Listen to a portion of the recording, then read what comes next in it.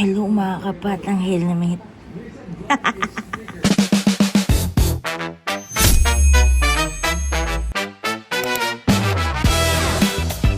Dahil bukas, Lunes na at kaabang-abang nga daw ang mangyayari sa Senado.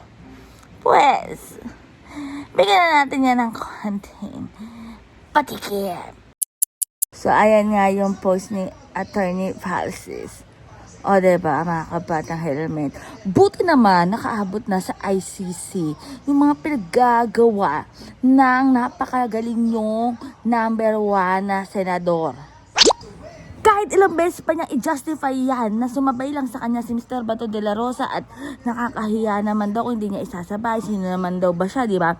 Hello, huwag mo na justify yung mali. Ang bottom line lang dito, ha? Accessory ka pa rin, ha? Accessory! Sa krimen.